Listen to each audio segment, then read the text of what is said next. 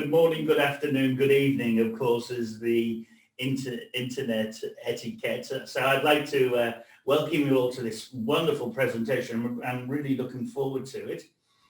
And we have the wonderful Mark Jackson back, Dr. Mark Jackson, who I've been privileged in the past to do a couple of hosting events with on COVID-19 and many other issues which quantum computing is solving all the world's problems.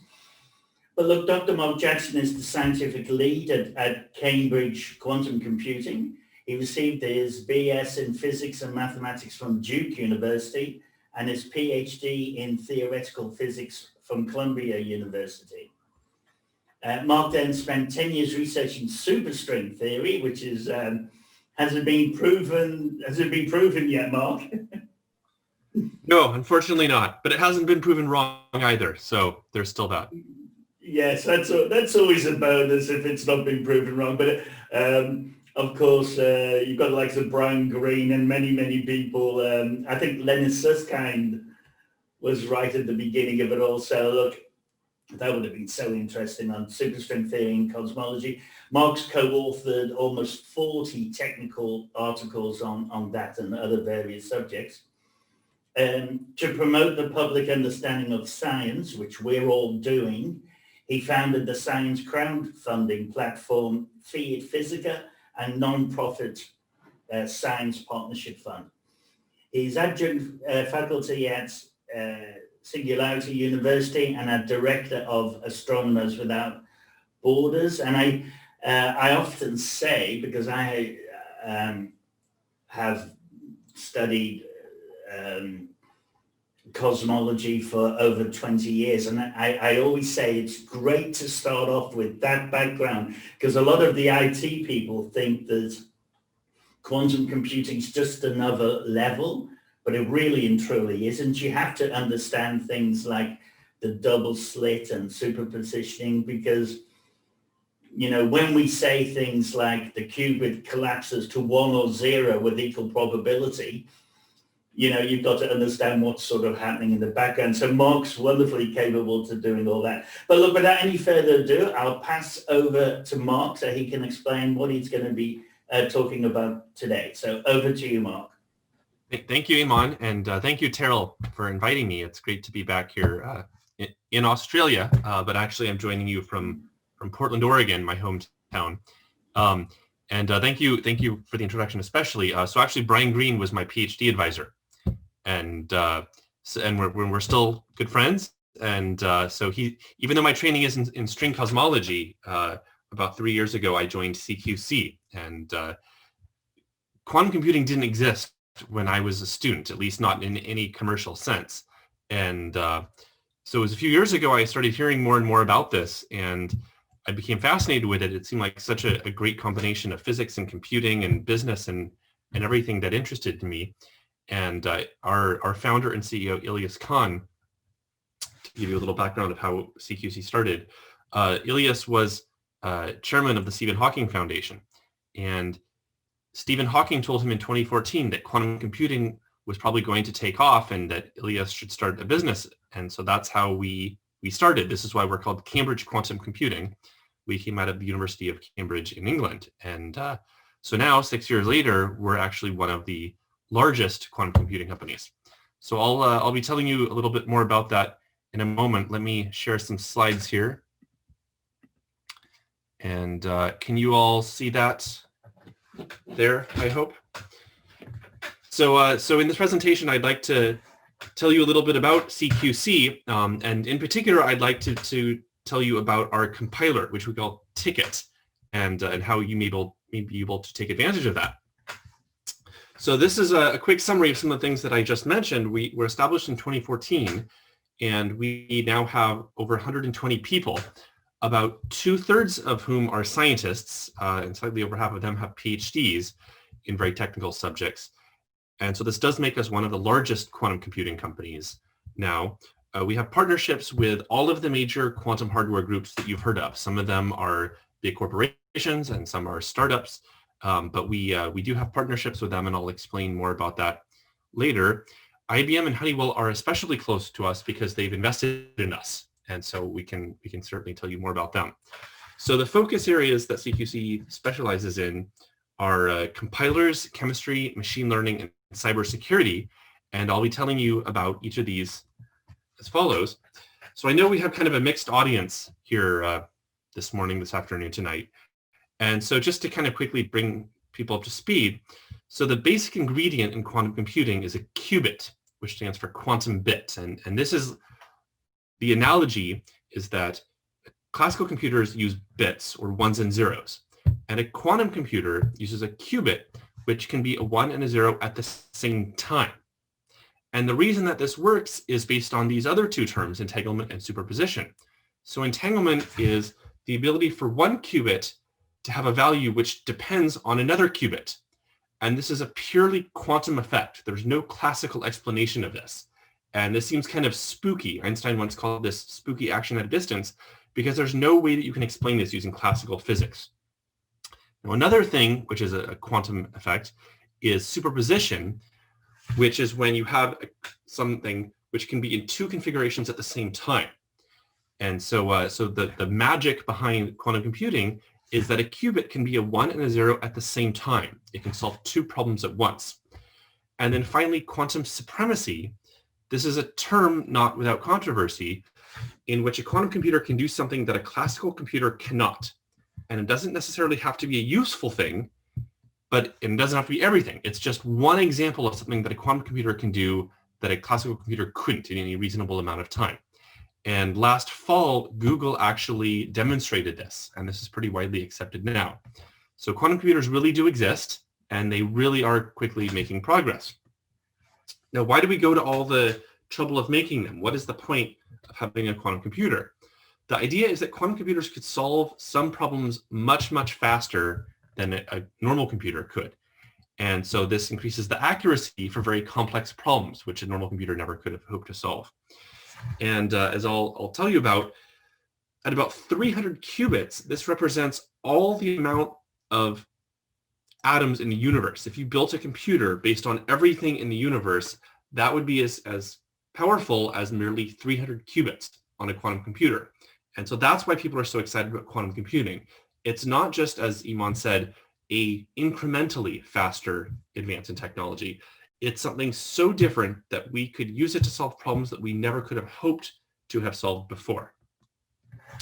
Now, quantum computers really do exist. This is not science fiction or fantasy or anything like that. They really do exist, and many, many groups have made them. We know of over 100 just in the Western Hemisphere. Some of the major ones that I think you'll be hearing about are by these groups featured here, Google, IBM, Intel, Microsoft, Honeywell. These are all big companies doing it. And then there's also startups such as Rigetti and IonQ. Again, there's many that I'm not showing here. These are just some of the major players that you might have seen headlines about.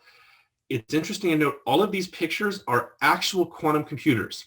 These are not artist illustrations or anything like that. These are actual quantum chips. And you'll notice, especially in the two diagrams from Rigetti and IonQ, that they sort of look like chandeliers, or at least they have lots of wires hanging out and everything. And that's because these are very custom processes to build them and design them. There's no mass production. It's not like having a laptop or anything like that. And so these are still very much in the research and development stages. This is a roadmap of all the progress that's been shown in quantum computing. Many of you are probably familiar with Moore's law for normal computers, and this has held amazingly well for the past few decades, that normal computers double in power every 18 months or so. And quantum computers have shown even more than Moore's law progress. So quantum computers have shown a doubling every year, or every 12 months for the past several years. So the blue line here, these show all of the milestones by IBM. And we're using something called a quantum volume.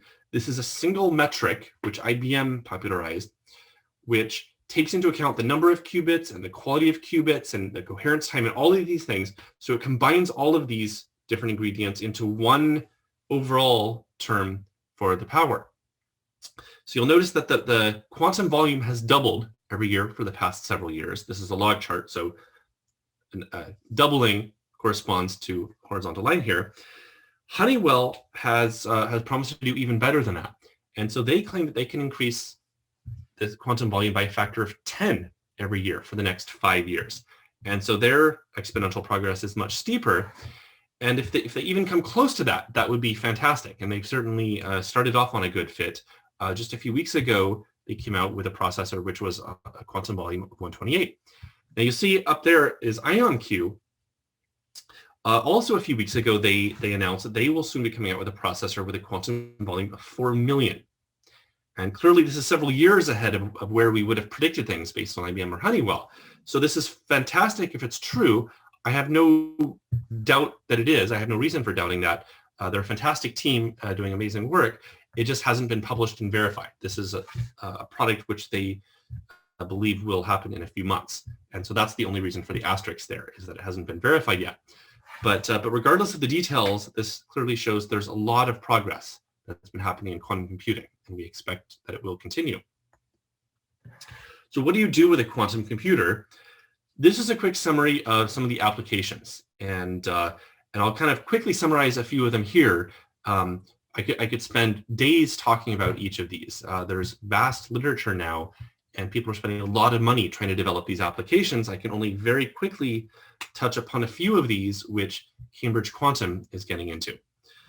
So the first area is machine learning, and this is of course of interest to a lot of industrial companies doing some sort of optimization or something. And a simple example that I wanted to mention was the knapsack problem, because this is an example that a lot of logistic and scheduling problems have. So the idea is that you have some sort of knapsack, or you have some sort of capacity, and you can put objects into it, and each object has a weight and a value. So you're trying to maximize the value subject to the constraint that you can only carry so much weight. And there's no exact solution known efficiently. So this is an NP-hard problem. There are heuristic approximation solutions which have been developed. But quantum computing has actually shown very promising speed up. And this is a problem that we tackled some time ago. So on the left is an example where we did it on IBM's 5-qubit quantum computer. So this is actually done on a real quantum processor.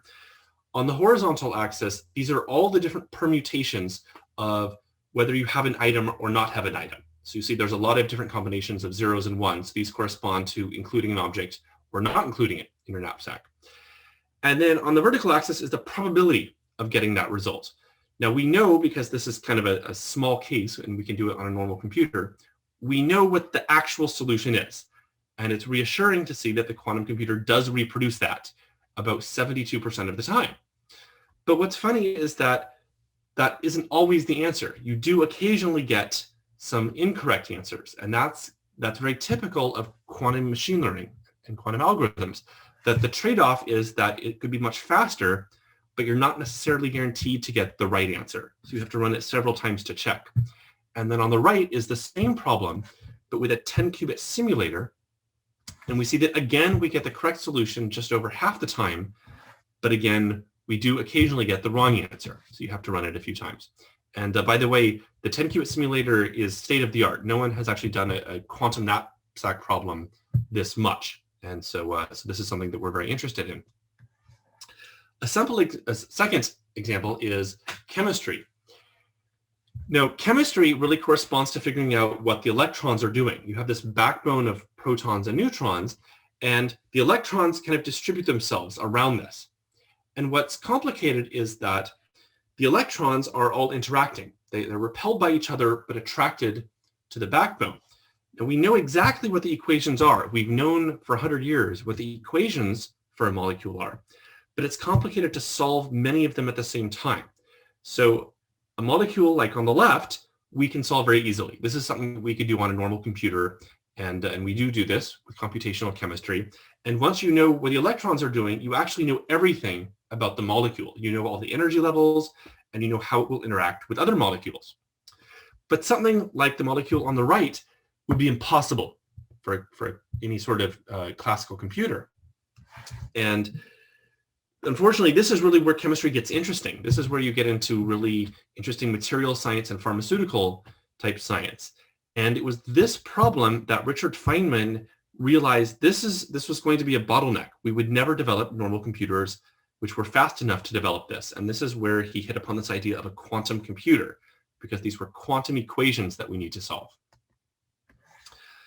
Now, these are some of the applications of quantum computing for chemistry. So one example is fertilizer manufacturing. About 2% of the world's energy supply goes into making fertilizer, and it's a very inefficient process. We actually know that bacteria are much more efficient at making fertilizer than we are. We just don't know how they do it. And so the hope is that if we were better at chemistry, maybe we could do a better job. We would like to produce more energy efficient solar panels and batteries. And then finally, personalized medicine.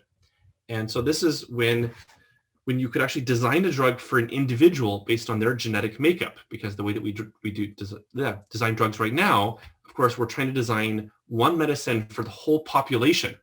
And a perfect example is, of course, some sort of antidote for COVID. Trying to come up with a vaccine for this, we have to test it on a lot of people. And it's very expensive and kind of risky, and it takes a long time. So it would be much better if we could design it on a computer just for one person to maximize the benefit and minimize the side effects. So this is kind of how we hope to do medicine in the future compared to how we have been doing it in the past. So one way that we could do this is using a quantum chemistry application, and CQC has been developing it. We call it UMAN. And the way that UMAN works is that you give it the input that you give it is a molecule. So you give it the molecular formula for what you want to study. And what UMAN will do is it will figure out the quantum equations for that molecule, and it will solve them using qubits and using quantum computing. And I'll talk about this more in a minute. It does it in the most efficient way possible using our compiler tket. And it's actually part of a hybrid machine learning type of algorithm. And this is very popular nowadays, especially because since quantum computers aren't very powerful, we try to do as much heavy lifting as we can for classical computers. We do as much as we can for them and minimize the amount that we send to quantum computers, because we don't have that many qubits and they're still kind of noisy and error prone. And so even though we're using this hybrid approach, we've actually been using UMAN to great success. We've had several industrial partners that we've been working with, and for small molecules, we can replicate the results from normal computers. So we are getting the right answer, and we've been able to do a few calculations that normal computers would have difficulty doing. So we're already making progress on this, and I think within a few years, there could be some commercial benefit to quantum chemistry. Now, what I'd really like to focus on in this presentation is tket, and this is CQC's compiler. So why would you ever need a compiler? Just like a normal computer, you have to give the computer instructions for actually manipulating the switches. So for a normal computer, like the one I'm using right now, the switches are ones and zeros, and it can be on or off. And we now have transistors to do this. So the switches are very small, and they are very fast, but nonetheless, they are just small little electronic switches. And when you write your program, what the compiler does is it takes those instructions which you've written out in a language which is something that a human could understand, and it reduces those to switches for the ones and zeros. So of course, a human can't do that directly. You write in a language, and then a compiler eventually turns that into instructions to run your computer. You still need to do that for a quantum computer. For a quantum computer, of course, what you're doing is you're initializing the qubits, you're manipulating them, you're applying operations or gates to have the qubits change values, and then you're measuring them. So all quantum programs follow that basic structure of initializing qubits and manipulating them and then measuring them. You want to make sure that you do this as efficiently as possible. You don't want to make unnecessary operations if you don't have to. And this is especially true for the reason that I mentioned before, that we don't have that many qubits and they're still kind of error prone. And so it's especially important to do that now. Now, what language would you use to program? Right now, we have sort of this hodgepodge of all these different approaches being used by different hardware vendors. And so it's actually kind of a hassle because they all speak different languages right now. You can write a language which will work on one, but if you wanted to port it to another platform, you would have to completely rewrite it. And so to solve this problem, CQC has come up with a compiler which we call tket. tket works with all of the standard programming languages already. So you write your program, and then it compiles it, and it finds the most efficient way to organize these operations and gates and such, and then it will implement it on the platform of your choice. So there's simply one line in your program explaining which platform that you want to run it on. Now, if you change your mind and you want to move it from, say, Google to IBM, you simply change that one line, and you don't need to worry about all of the details. All of the architecture and the number of qubits and the coherence time and all of these details of the different platforms are taken care of for you. You don't need to worry about it. And so you can focus on just writing your program. As I mentioned, right now we're in this NISQ era. So NISQ stands for Noisy Intermediate Scale Quantum. And so this means that we have 50 to 100-ish qubits. So we do have some number of qubits that you can use, but they have kind of high error rates, and there's no way to do error correction. So error correction is when you use several qubits to kind of spread out the information that you would normally store on one qubit. And if one of those qubits goes bad, that's okay. The others can kind of pull him out. But the trade-off is, of course, you're spreading it out over several qubits. And so it adds a large factor to the number of qubits that you would need. And right now we don't have that many to begin with. So no one's doing error correction. And actually the error rate right now is high enough that trying to do error correction would make things worse because you're adding extra qubits in there. So things are getting bad. So we can't do that. So right now, the strategy is you just write your program and you use as few qubits as possible, and you try to keep it as short as possible, not that many gates. And you just hope that nothing goes wrong. You run it several times and you just hope that nothing goes wrong because we can't really do anything about it. And then finally, as I mentioned, we often use this hybrid approach of using classical and quantum together in harmony. So this makes it especially important that we make things as efficient as possible. So how do you use tket? It's actually very standard. You just use pip install, and there's a Python wrapper. So you just use Python to install this, and so there's libraries and special commands that you use to do the special qubit type of commands. And as I mentioned, it integrates with all of the standard front ends like Cirq and Qiskit and such. So what tket will do is it will take your program and it will make a pass. It will take your code and it will try to make it as efficient as possible. And it will go through it several times looking for ways that it can be shortened. And so it uses this sort of structure here. And the specific way that it does it, so on the left-hand side, this is an example of a quantum circuit. So on the left upper side, you have the code, and on the left lower side, you have kind of a quantum score, graphical representation. So this is a simple program. What tket does is it takes this and it opens it up and it decomposes it into all the individual commands and all the individual gates. And then it looks for the mathematical structure of this and it tries to find ways that it can be shortened. And again, it can do this faster than any human could ever do. And there's really substantial shortening and efficiency increases. Of course, as I mentioned, it's sensitive to the architecture that you're using. So some qubits are coupled to each other, and so you want to take this into account when you think of which commands that you have to apply. So these are some simple examples of, say, the Google or the IBM or the Rigetti machines, and you see the couplings are completely different. And the native gates, the gates that can be done efficiently, are also different. So tket will take all of this into account. You don't have to. You just write your code, and it will find the most efficient way to implement it on that architecture.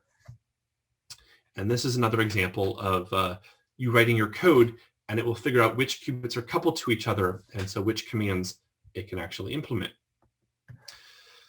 Now, we're constantly upgrading it, of course. There's a large team actively working on this. Just a few days ago, we came out with version 6, and some of the new features include support for the Honeywell, Amazon, and IonQ processors. So those are all now things that you can use. We have improved support for Qiskit, which, of course, is IBM's open source framework. And we have some new mathematical features using ZX calculus. You're probably wondering, well, how does it compare to other compilers? Of course, is it really that much more efficient? And we're very interested in this, of course.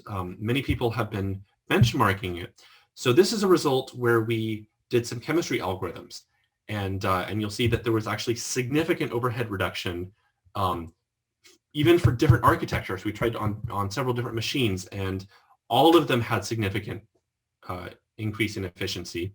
Of course, the less gates that you have to use, the better, the less error prone it is. So yes, there's a lot of benchmarking that we do, and I'm happy to send you the papers if you're interested in this.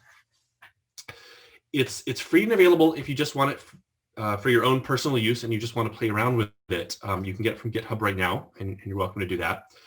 If you would like to use this for a commercial license, we have two options. So one is for research and development, just for your internal R&D. We have one type of license, which is lower priced. And then if you're actually ready to deploy it, so you have a quantum application already ready and you want people in your company using it without realizing that they're using a quantum computer, we have a license for that also, which is a little more upscale. And so, so I'm happy to speak with you about that. Another thing that we're happy to talk about is access to the hardware. So many of you probably have been using like the publicly available IBM one online, but there are some really high-end machines. Unfortunately, they tend to cost quite a bit. So for example, IBM's machine, it's fantastic, but it has a multi-year commitment, and it will cost on the order of millions of dollars, which of course is not in everyone's budget. CQC is uniquely authorized to offer 6 months access, and there's actually no other group which is able to offer on such a short time scale, and you would be sharing with only 3 other groups. And so, so if this is of interest to you, we're happy to speak with you about that. And as I mentioned, Honeywell is an investor in us, and so we're happy to connect you with that team if you're interested in using that.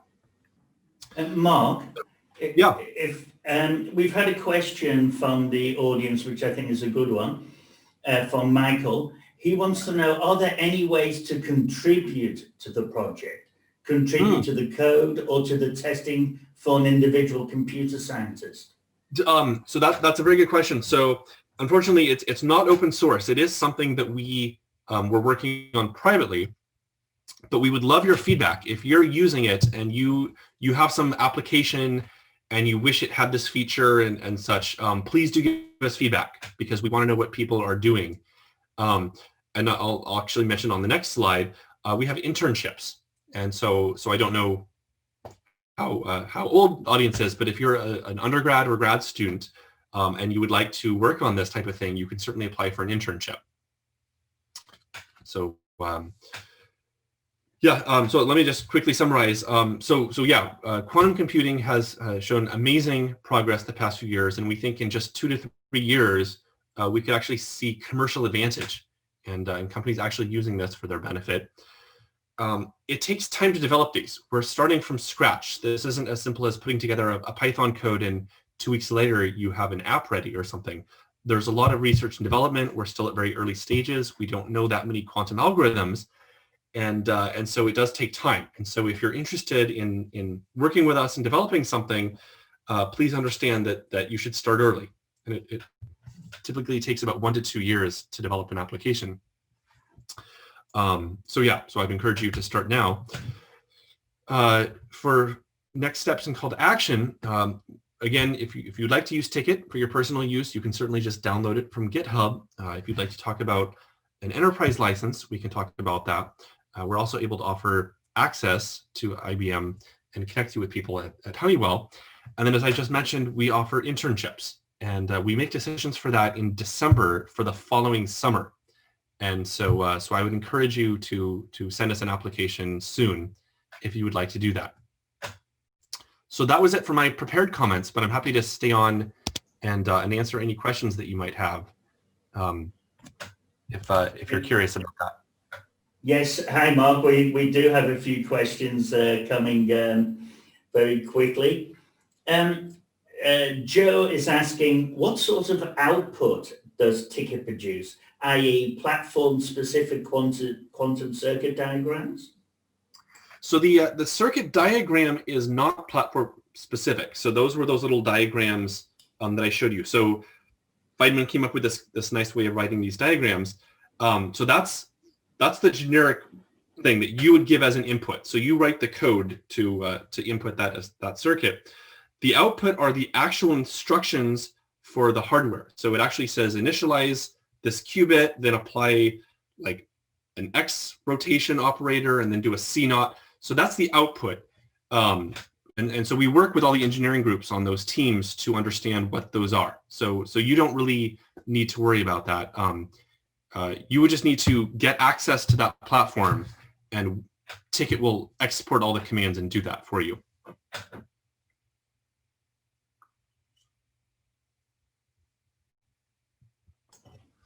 Okay.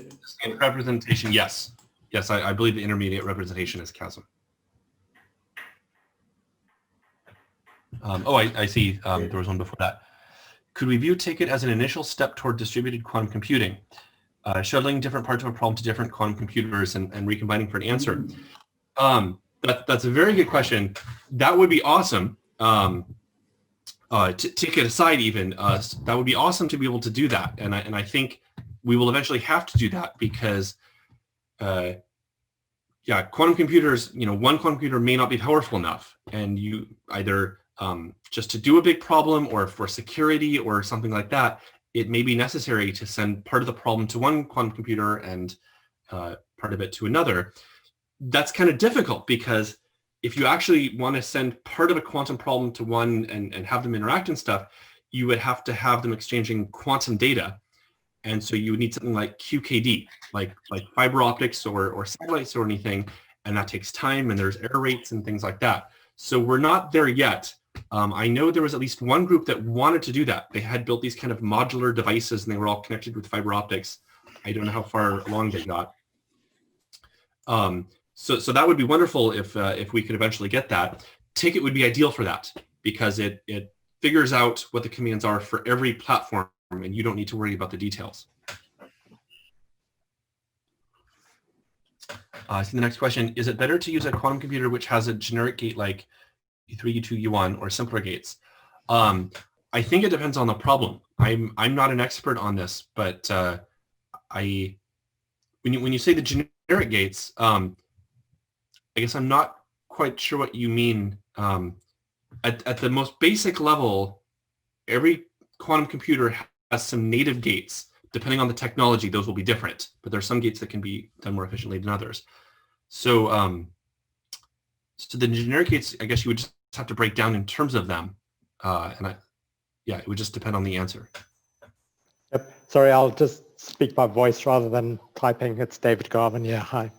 I actually meant use a quantum computer where the native gates are gates like U3 or U2 or U1, which are generic, as in you specify parameters which effectively define the gate, versus other gates like CZ, etc. So I think it's always simpler if you have these. Well, it's always more efficient if you use the simpler gates. If you're parameterizing anything, there's always a trade-off because you have to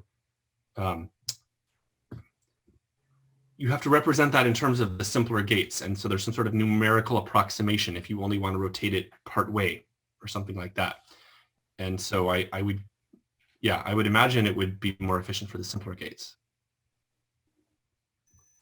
But if it's a native gate, then doesn't that mean that U3 is a native gate, and seeing that because it's generic, you could make it equal to a whole set of RZ or CZ, etc. gates that you are applying one after the other, all become equal to the U3 gate.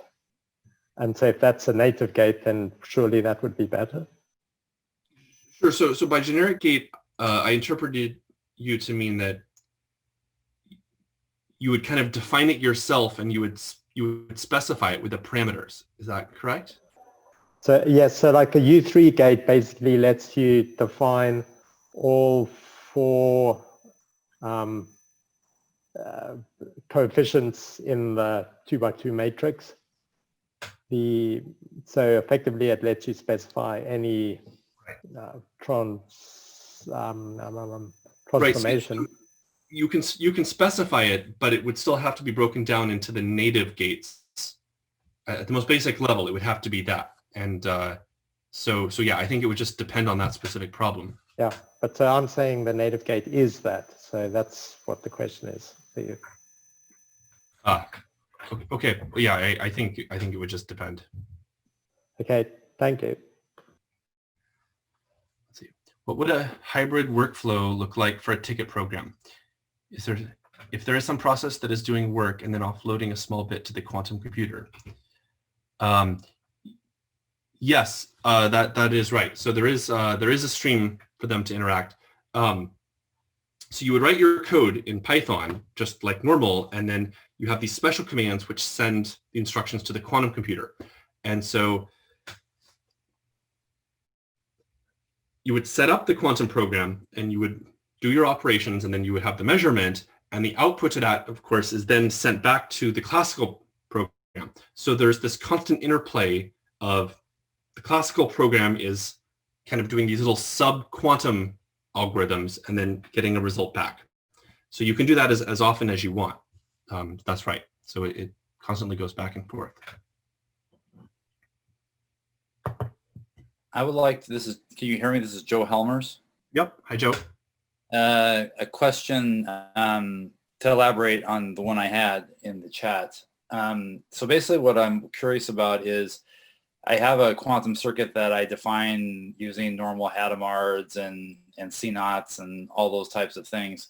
And when I take that and like I use it against, even if I'm doing just with an IBM stuff, I can get something so it'll generate the actual circuit diagram of the physical gates that it's going to apply, right? So even if I take the same circuit and I kind of generate that for different IBM platforms, I'll get different circuit diagrams based upon the connectivity and based upon the different capabilities of the actual hardware in terms of how it does C-naughts and all those types of things.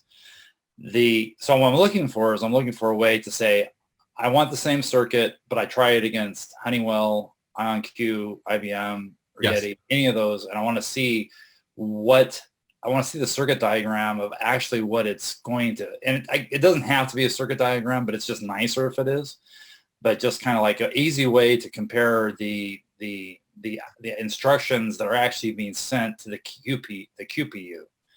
I guess that was kind of like more of my question in terms of what Ticket can do with that. Yes, so that's exactly right. So Ticket can do that. I don't happen to know how well developed that feature is, like for inspecting the different ones, but that, yes, that does happen. Okay, thanks.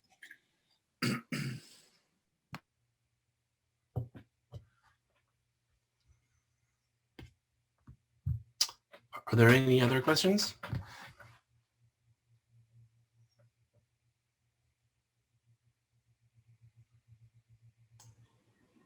Okay, well, Mark, it's Eamon here. I'm just wondering, how does one keep up to date with, what's happening with Ticket? Because it's obviously changing by the minute. Yeah. Like with benchmarking and the technology. It's fantastic, by the way, and great presentation as always.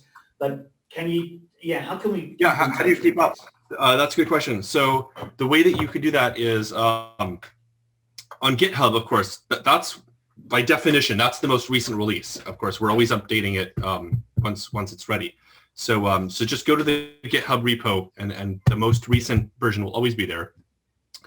If you're curious, you could also go to our website, and there's a news page, and we always have a press release which explains in detail about like what's in this newest version and things like that.